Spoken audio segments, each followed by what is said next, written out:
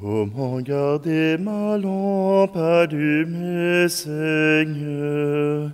Comment garder ma lampe allumée? Toi qui désires aimer, je serai ton feu. Toi qui désires aimer comme Dieu, ni le vent de la mer, ni le froid de l'hiver, rien ne saurait l'éteindre. Rien ne saurait l'éteindre. Comment garder ma lampe allumée, Seigneur? Comment garder ma lampe allumée? Toi qui veux avancer, je serai ton feu. Toi qui veux avancer vers ton Dieu, ni le noir de la foi, ni la peur de la croix, rien ne saurait l'éteindre. Rien ne saurait l'éteindre. Comment garder ma lampe allumée, Seigneur? Comment garder ma lampe allumée?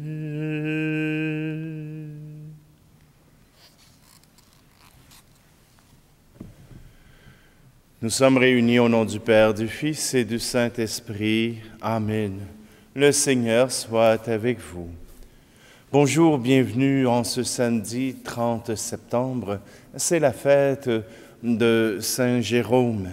Saint Jérôme est né en 340 et il mourra à l'âge vénérable de 80 ans. Simplement, Jérôme, à l'âge de 18 ans, est fasciné par la ville de Rome et il s'y rend pour étudier. Il apprendra le grec et le latin et même l'hébreu, tout simplement en recopiant les philosophes grecs pour se faire une bibliothèque. Oui, ne vous en faites pas. À cette époque-là, chacun avait sa bibliothèque, avait ses rouleaux pour pouvoir étudier. Saint Jérôme fait toutes les études et c'est un homme qui aimera le voyage, qui ira aux confins de la terre pour aller rencontrer les grands noms de son époque. Grégoire de Nazianze, Grégoire de Nice, il ira s'abreuver à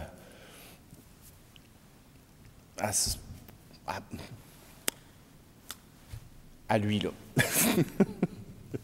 Il ira s'abreuver au plus grand savoir. Il écrira même à Saint-Augustin, lui disant que si sa renommée devient mondiale, parce que voilà que sa foi vient déranger ceux qui veulent mener le trouble, et Saint-Augustin est reconnu comme étant un homme saint.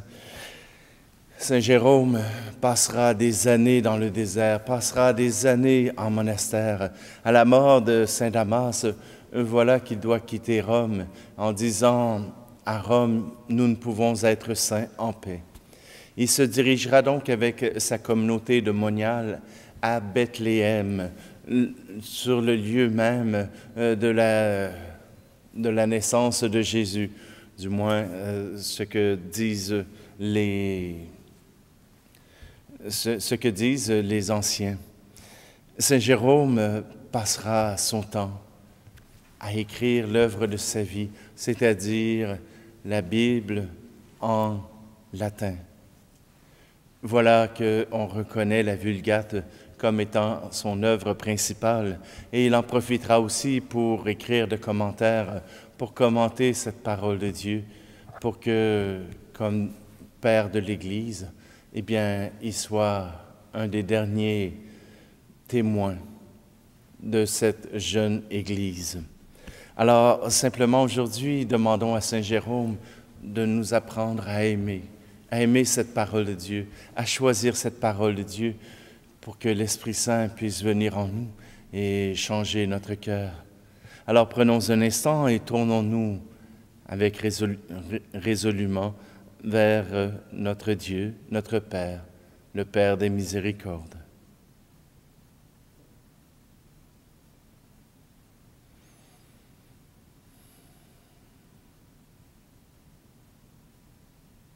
Seigneur, prends pitié de nous.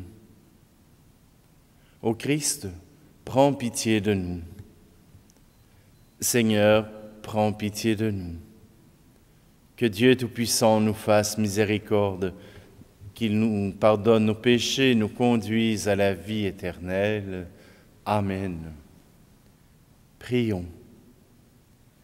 Seigneur Dieu, tu as donné au bienheureux prêtre Jérôme de goûter la Sainte Écriture et d'en vivre. Fais que ton peuple nourrisse plus abondamment de ta parole et trouve en elle la source de la vie. Par Jésus-Christ, ton Fils, notre Seigneur, qui vit et règne avec toi dans l'unité du Saint-Esprit, Dieu pour les siècles des siècles. Amen. Lecture du livre du prophète Zacharie. Moi, Zacharie, je levai les yeux et voici ce que j'ai vu. Un homme qui tenait à la main une chaîne d'arpenteur.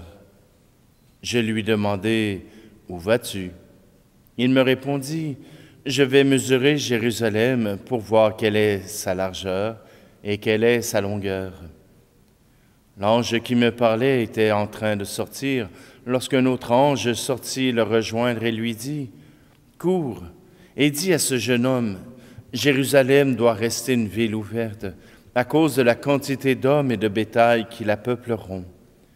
Quant à moi, je serai pour elle, oracle du Seigneur, une muraille de feu qui l'entoure, et je serai sa gloire au milieu d'elle. Chante et réjouis-toi, fille de Sion. Voici que je viens, j'habiterai au milieu de toi, oracle du Seigneur. Ce jour-là, des nations nombreuses s'attacheront au Seigneur.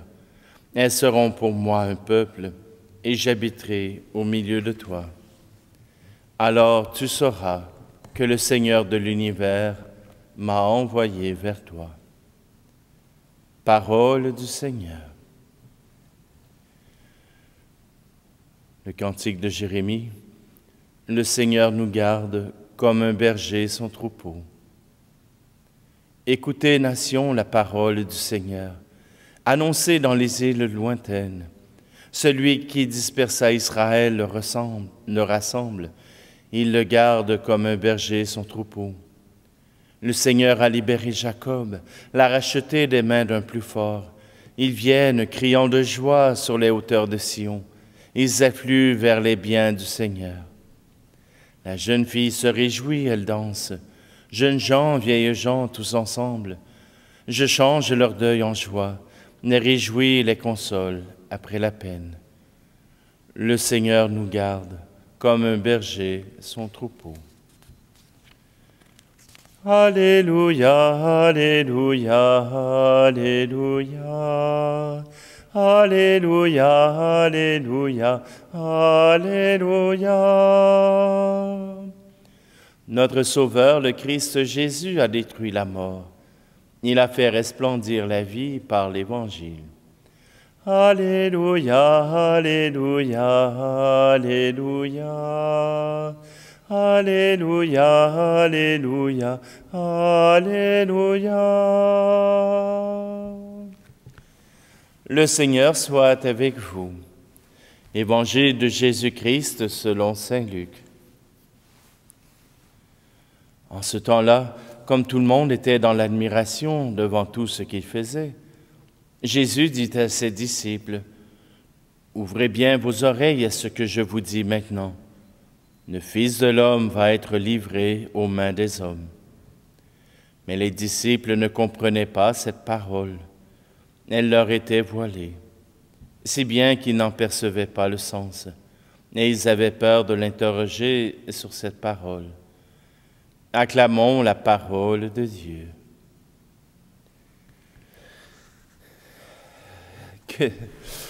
J'aime bien Zacharie. Zacharie est le dernier prophète. Le dernier prophète avant l'arrivée de Jean-Baptiste. Zacharie vient annoncer le retour du Seigneur à Jérusalem. Dieu vient annoncer qu'il reprend possession de son peuple, reprend possession de sa ville, reprend possession de sa place dans le monde.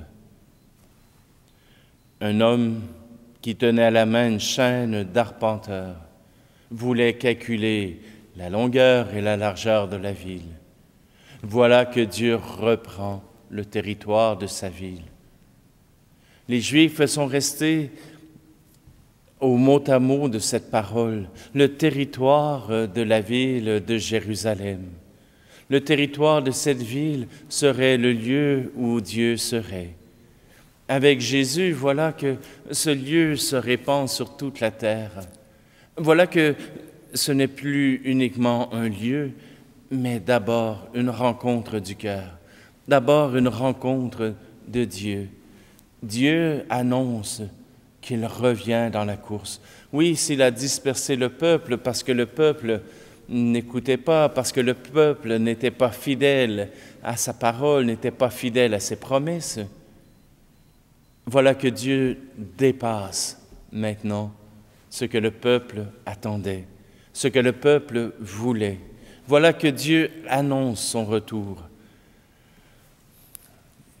Pour l'Église d'aujourd'hui, ce retour n'est pas immédiat. Nous sommes encore dans ce temps d'exclusion, dans ce temps où le peuple de Dieu a à vivre son désert. Le peuple de Dieu doit vivre ce désert pour se purifier le cœur, se purifier l'âme et retrouver sa vigueur. Oui, parfois, il nous faut un temps de repos, un temps où nous sommes tout seuls avec nous-mêmes ou avec Dieu pour arriver à retrouver notre chemin, à retrouver notre vigueur. Oui, voilà que Dieu annonce que bientôt ce sera le cas, même pour nous les chrétiens dispersés à travers le monde. Nous avons l'impression que Dieu nous a abandonnés, que Dieu ne veut plus faire partie de nos vies. Au contraire, il veut en faire partie, mais le monde l'a rejeté. Le monde refuse d'écouter ses conseils.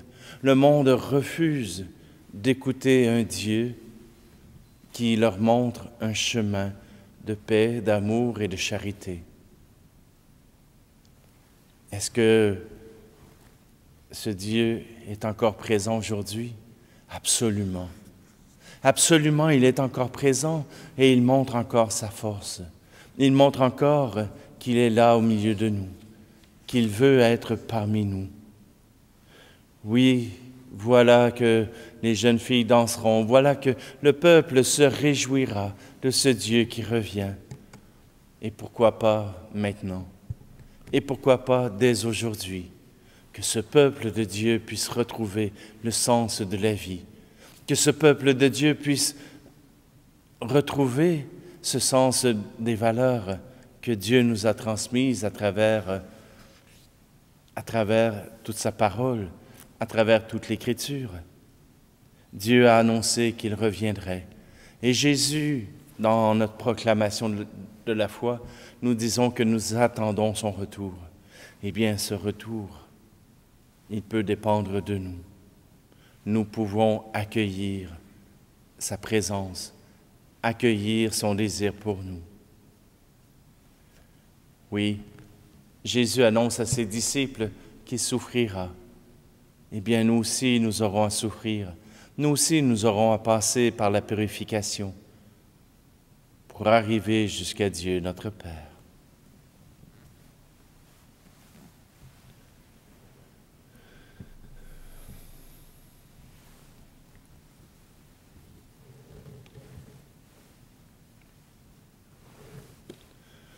Tout ce que je suis, tout ce que je vis, Voici que je l'offre avec ce pain. Tout ce qui est beau, ce qui est moins beau, voici que je l'offre avec ce vin, Seigneur. Tu es béni, Seigneur, Dieu de l'univers, toi qui nous donnes ce pain, fruit de la terre et du travail des hommes et des femmes, il deviendra pour nous le pain de la vie. Tu es béni, Seigneur, Dieu de l'univers, toi qui nous donnes ce vin, fruit de la vigne et du travail des hommes et des femmes, il deviendra pour nous le vin du royaume éternel.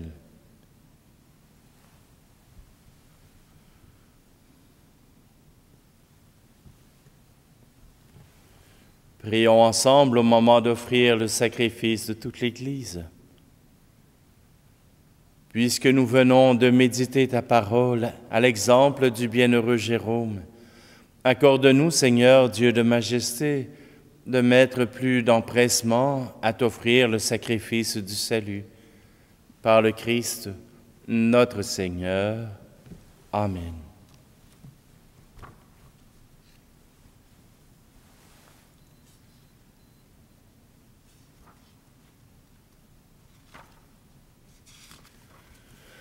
Le Seigneur soit avec vous. Élevons notre cœur. Rendons grâce au Seigneur notre Dieu. Vraiment, il est juste et bon pour ta gloire et notre salut, de t'offrir notre action de grâce toujours et en tout lieu. Seigneur Père très saint, Dieu éternel et tout-puissant, car tu es glorifié dans l'assemblée des saints. Lorsque tu couronnes leurs mérites, tu couronnes tes propres dons.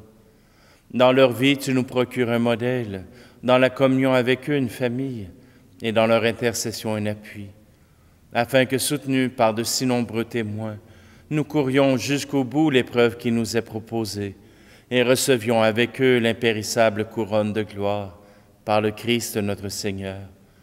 C'est pourquoi, avec les anges et les archanges, avec la foule immense des saints, nous chantons l'hymne de ta gloire, et sans fin nous proclamons.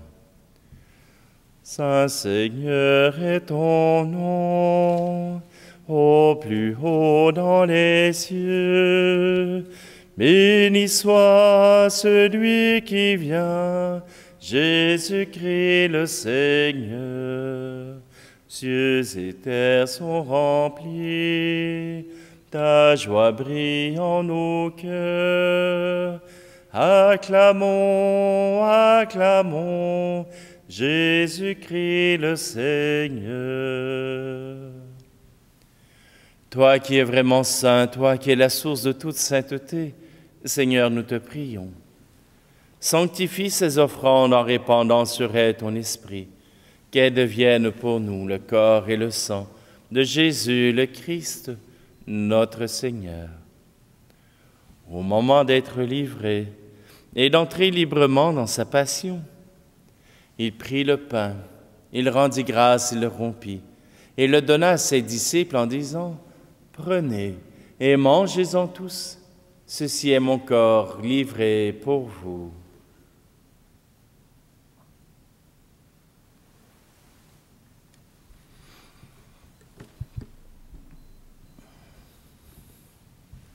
De même, après le repas, il prit la coupe. De nouveau, il rendit grâce et la donna à ses disciples en disant, « Prenez et buvez-en tous, car ceci est la coupe de mon sang, le sang de l'alliance nouvelle et éternelle, qui sera versé pour vous et pour la multitude en rémission des péchés. Vous ferez cela en mémoire de moi. »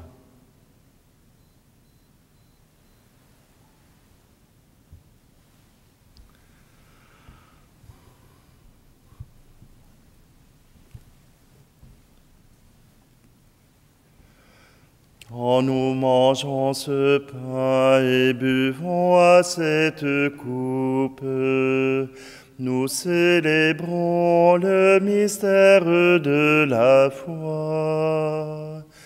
Nous rappelons ta mort, Seigneur ressuscité, et nous attendons que tu viennes.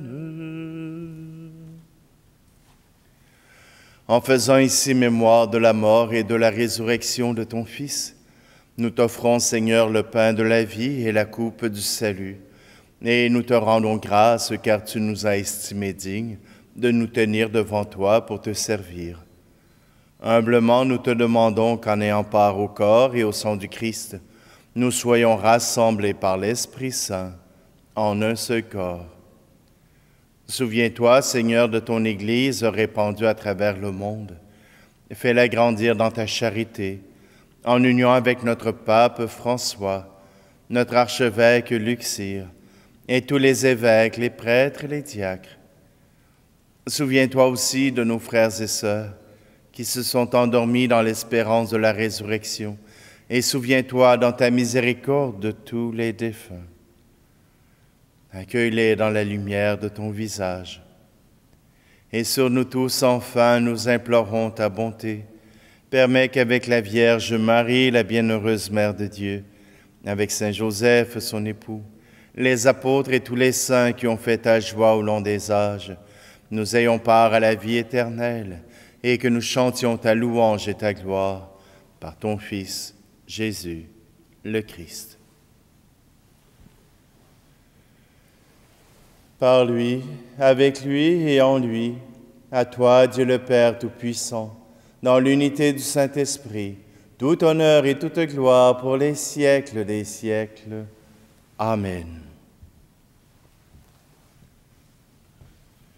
D'un cœur confiant, nous redisons ensemble cette prière. Notre Père qui es aux cieux, que ton nom soit sanctifié, que ton règne vienne, que ta volonté soit faite sur la terre comme au ciel. Donne-nous aujourd'hui notre pain de ce jour. Pardonne-nous nos offenses, comme nous pardonnons aussi à ceux qui nous ont offensés. Et ne nous laisse pas entrer en tentation, mais délivre-nous du mal. Délivre-nous de tout mal, Seigneur, et donne la paix à notre temps. Soutenus par ta miséricorde, nous serons libérés de tout péché, à l'abri de toute épreuve, nous qui attendons que se réalise cette bienheureuse espérance, l'avènement de Jésus-Christ, notre Sauveur. Car c'est à toi qu'appartiennent le règne, la puissance et la gloire, pour les siècles des siècles. Seigneur Jésus-Christ, tu as dit à tes apôtres, « Je vous laisse la paix, je vous donne ma paix. » Ne regarde pas nos péchés, mais la foi de ton Église, pour que ta volonté s'accomplisse. Donne-lui toujours cette paix et conduis-la vers l'unité parfaite, toi qui vis et règnes pour les siècles des siècles. Amen. Que la paix du Seigneur soit toujours avec vous. Agneau de Dieu qui enlève le péché du monde, prends pitié de nous. Agneau de Dieu qui enlève le péché du monde, prends pitié de nous. Agneau de Dieu qui enlève le péché du monde, donne-nous la paix.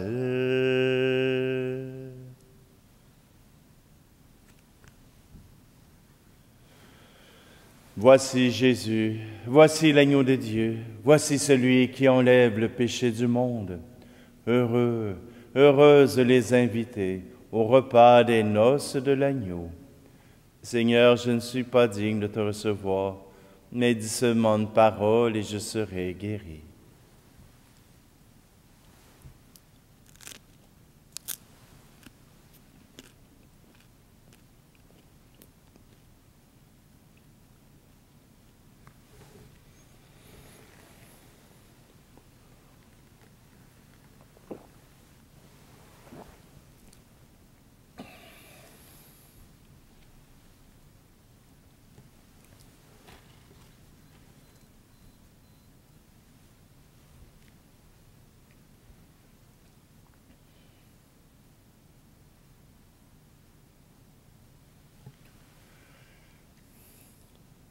Nous célébrons avec joie, Seigneur, le bienheureux Jérôme.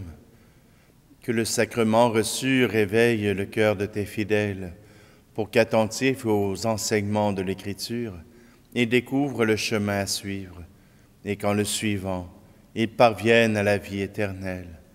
Par le Christ, notre Seigneur. Amen. Avec Saint Jérôme, nous découvrons comment la parole de Dieu peut être importante. Prenez le temps de l'écouter, prenez le temps de l'entendre. Cette parole sera pour vous parole de vie. Le Seigneur soit avec vous, et que Dieu Tout-Puissant vous bénisse, celui qui est Père, Fils et Esprit Saint. Amen. Allez dans la paix et la joie du Christ. Comment garder ma lampe allumée, Seigneur? Comment garder ma lampe allumée? Ta mèche est de désir, mon feu est d'amour.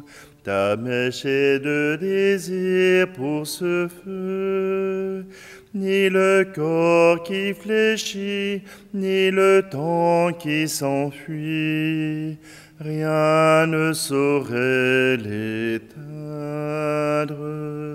rien ne saurait l'éteindre.